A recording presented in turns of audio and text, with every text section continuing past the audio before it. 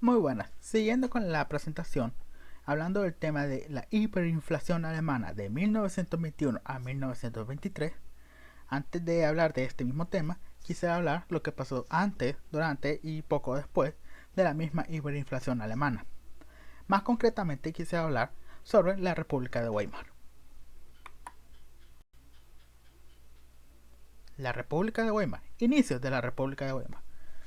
En el 9 de noviembre de 1918, tras la caída del Imperio Alemán como consecuencia de la abdicación de Guillermo II. En enero de 1919, se reunió en la ciudad de Weimar la Asamblea Nacional Constituyente y se celebraron elecciones. La República se constituyó por una mayoría parlamentaria socialdemócrata, además de por el Partido Democrático Alemán y el de Centro. En sí, aunque la primera fecha es de 9 de noviembre de 1918, estos en realidad solo son las semillas para construir la República de Weimar. Su verdadero inicio es de enero de 1919. Ya que la República de Weimar fracasó y no tuvo el éxito que se esperaba, esta, aún así, fue la primera democracia parlamentaria alemana que se hubo en el país en esa época. El fracaso de la República de Weimar. Desde sus inicios, la República enfrentó grandes dificultades. La Primera Guerra Mundial había llevado a Alemania al punto del colapso. La institución del monarca perduró en cierto modo. La carga del presidente del Reich o Imperio estaba dotada de facultades tan amplias que ya por entonces los contemporáneos hablaban de un casi emperador o lo que es lo mismo, un casi emperador. Desde el punto de vista moral tampoco se produjo una ruptura con el imperio. No se debatió seriamente la cuestión de la culpabilidad bélica de la Primera Guerra Mundial, aunque las actas y documentos alemanes hablan por sí mismos. En otras palabras, la República de Weimar fracasó desde el momento de que terminó la Primera Guerra Mundial, ya que ésta colapsó y casi destruye la economía alemana. Desde ese momento, la República de Weimar estaba destinada a fracasar. También se puede atribuir de que, a pesar de ser una democracia, técnicamente no se eliminó por completo la monarquía y que nunca se puso un verdadero culpable o no quisieron aceptar la culpabilidad, pese a que los documentos de Alemania decían otra cosa.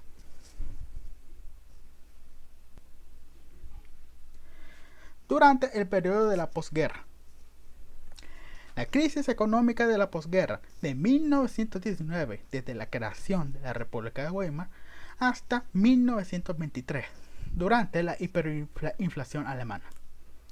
La crisis económica, la inflación, la ocupación del Ruhr y los intentos comunistas de derrocar el régimen evidenciaron en el año de 1923, en una situación de confusión y desorden, analizados que las fuerzas democráticas hayan quedado en la minoría. Durante los dorados años 20. Durante una breve etapa, pero fructífera, la sociedad vivió en una nueva eclosión. El auge de la ciencia, el arte y la cultura fue intenso, pero corto. Hasta 1929, con la ayuda de préstamos a cortos plazos de Estados Unidos, la economía alemana había alcanzado ganancias sustanciales, pero fueron arruinadas de nuevo por la crisis económica mundial de 1929, o sea, la Gran Depresión. Si bien durante el periodo de la posguerra hubo unos años en donde la ciencia, el arte y la cultura fueron intensos, la verdad es que fue una época difícil para Alemania y la República de Weimar, ya que gracias a la crisis económica y la inflación y la ocupación del Ruhr, estos afectaron mucho la economía. Y la República de Weimar no pudo tener un plan de contingencia o para intentar por lo menos minimizar los daños de estos mismos. el fin de la República de Weimar.